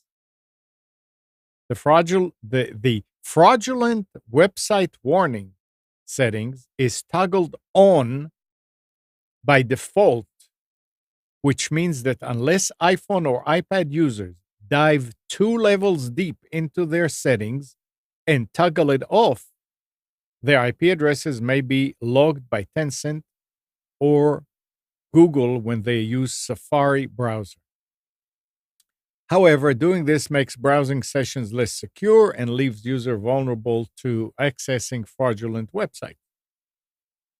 I don't understand why it has to involve the Chinese. I mean, because Tencent is owning, and Tencent owns everything technology-wise. They own half of, they own 3/4 of Hollywood. They own the video game industry. Yeah. Tencent is by far one of the people need to go do some research on Tencent. What Tencent is doing is incredible. Even if people install a third-party browser on their iOS device, viewing web pages inside apps still opens them to an integrated form of Safari called Safari View Controller instead of the third-party browser.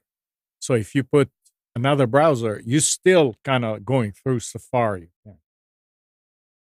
These behaviors that force people back into Safari makes it difficult for people to avoid the Safari browser completely when using an iPhone or iPad. This starts to sound like you remember the issue the European Union had with Microsoft bundling Internet Explorer. Yep. This sounds exactly like that. A different reason, right? Not marketing, not but technically it sounds exactly like that. Yeah. Yep. So if you have an iPhone, just think about it. I don't know what they're going to get from your IP, but still. Yeah, well, the bigger concern here is that what Tencent is doing. Yeah, there's a reason why they're doing it, and I don't know why. Big data, maybe that's the name of the game. Nick, you using bundling analytical data and selling it to people. Yeah, it's in the EULA You're giving it to them. They want to fight tariffs. They want to count how many US are using it and start charging Oh yeah. the Chinese manufacturers for. Mm. Oh, No, that's the chip that the Chinese put into every computer. Yeah, what was that? That was That- what, a router? It was a router. Yeah, the yeah, highway or- routers Yeah. had backdoor chip. And built into the NIC. And that's why, girls and boys, we need a VPN. Yes, we do need a VPN. I purchased a VPN this week. Which one? Private internet access, PIA. Hmm. $39 a year, I believe, is the cost of it. And what are your feelings about PIA being hosted in the US? So you and I chatted. You and I encryptedly chatted about this on Signal this week, just to make sure that nobody was tracking our conversation. Yeah, you brought up a good point that a US based VPN provider could, could come under a situation where they're required to provide the government with files or logs. And if I were a criminal, I probably would not choose a US based VPN provider. But since I'm not that concerned about it. If I was conducting shady.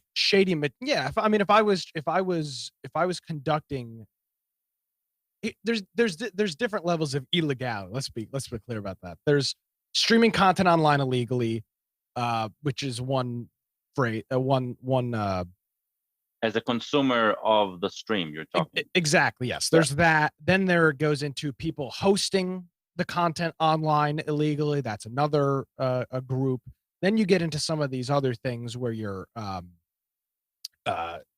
going after people online. Then there's the whole thing of drugs online, sex trafficking, all that other stuff. If I was in that higher group of criminals, I would absolutely not choose a US based VPN provider. But for what most people do with the VPN, which is maybe sometimes stream a TV show that they don't want to pay for, it doesn't really bother me. Okay.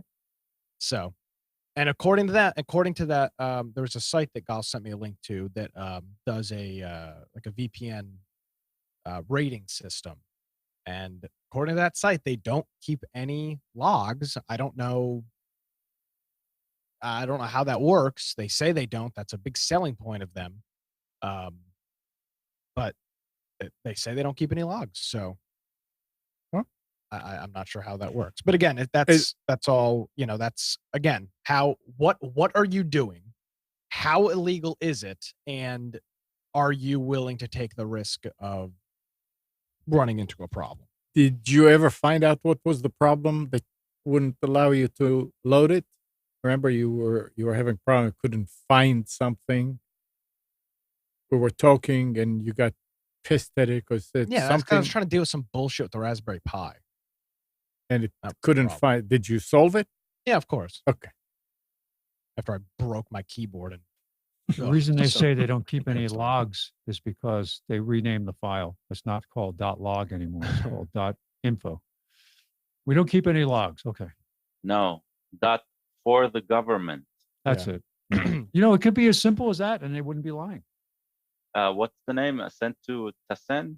That was the name? Tencent, Tencent. yeah, Tencent. So there's the link if anybody wants to sign up. Yeah, I mean, I've used it a couple times now. They've got browser add-ons, which I prefer to use over a system-wide VPN.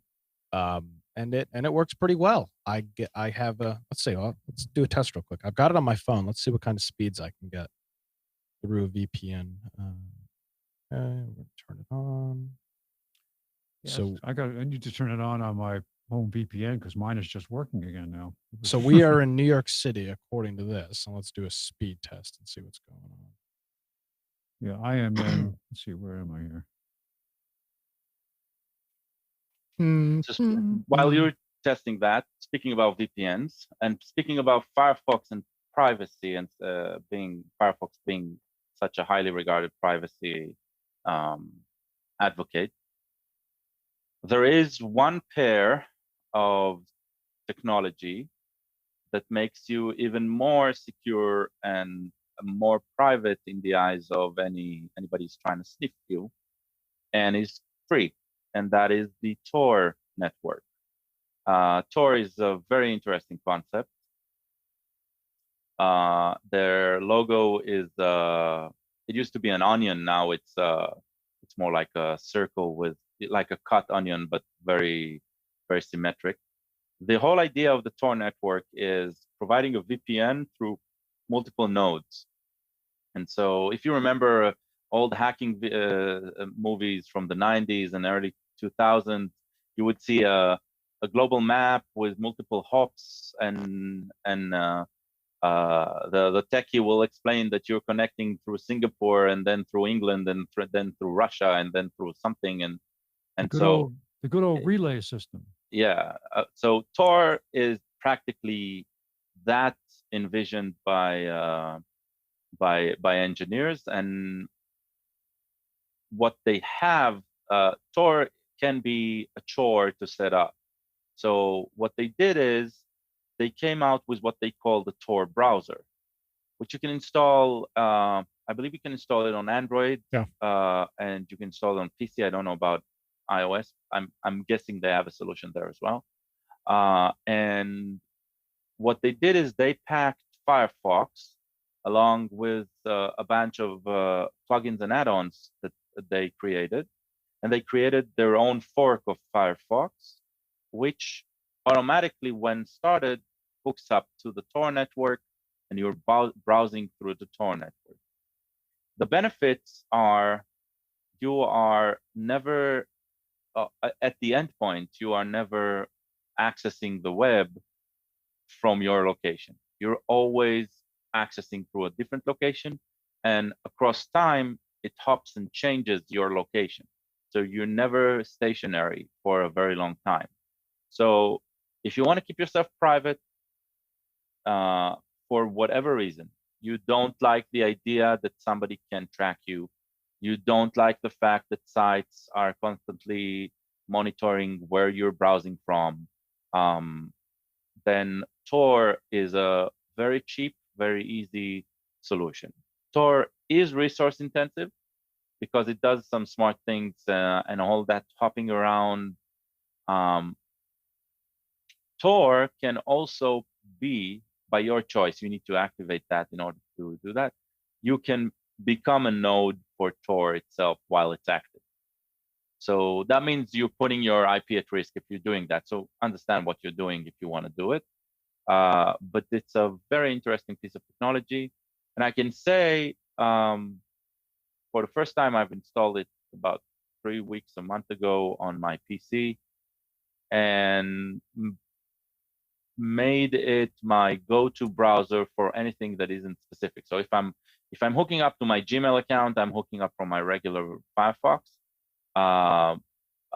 But if I'm browsing, searching, whatever, then I use the Tor browser, and I can say there's no significant performance hit or anything like that. And it's a very interesting thing. I would recommend it for browsing, not for anything else, because it becomes a lot more complex to set up. But definitely give it a try.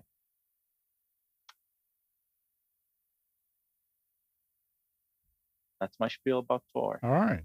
So, Nick, what did you find? Oh, 134 by 10. And the what are you VPN. supposed to be getting without it? I have like 150 by Okay. 10. Huh? So Yeah. pretty much the same connection. So good provider so far, Nice. and relatively inexpensive. One Yep. place to shop for inexpensive VPNs, Slack social. I'll find that.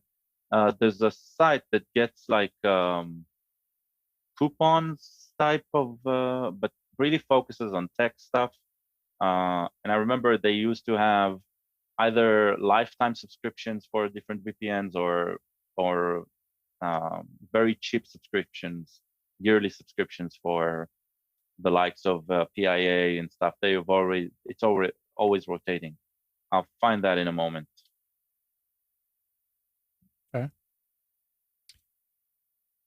All right. In the meantime, anybody has anything else? No, sir. All right. Stack Social. That's the name of the site. Stack. Yeah, Stack Social. Let me try to find the VPN section. Yeah, already there. Come on. Yeah, let people find it themselves. I mean, if it's got a bunch of tech stuff. Yeah. It's an okay site. I've purchased from them in the past. Chat. Here it is. Alan is saying that Twit IRC blocks VPNs. Really? Yeah, that's not surprising. Yeah, there's a lot that block. I mean, Netflix has actively blocked most VPNs. Yeah, today. because they don't want people from the rest of the world saying that they're in the States and seeing the movies. Yeah. But Twit? Well, they block the VPNs in their chat so people don't come and troll. Yeah, a lot of gaming sites, gaming servers also try to prevent VPN access. So you don't want to game with the VPN in most cases. So. And you don't want anyone anonymized to try and flood the games as well. So. True. Okay, well, it's this time. If we don't have anything else, let's just end it right here. Going once, going twice. All right. Thanks, Gal. Thanks, Nick. Thanks, Spence. And good morning, Kathy, Hannah, Nabil back, Norm, Katie and Donna, and Dina. Thank you for tuning to Computers 2K Now. We hope you enjoyed and maybe learned something from our time together. Remember to practice safe computing. Back up your hard drive and update your virus scanner.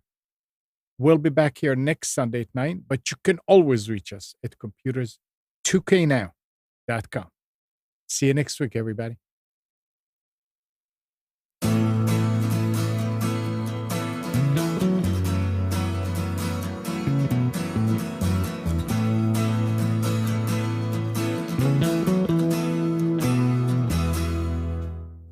You are tuned to the Nissan Communications Network. If you tuned in too late, you can always watch each program in its entirety or download an MP3 audio file of it in the archives section at nissancommunications.com. Don't forget to subscribe to our YouTube channel, follow us on Twitter, and like us on Facebook. Sponsored by Telestream's Wirecast software, StreamingGear.com, Carolina Apparel, and DeltaForce.net.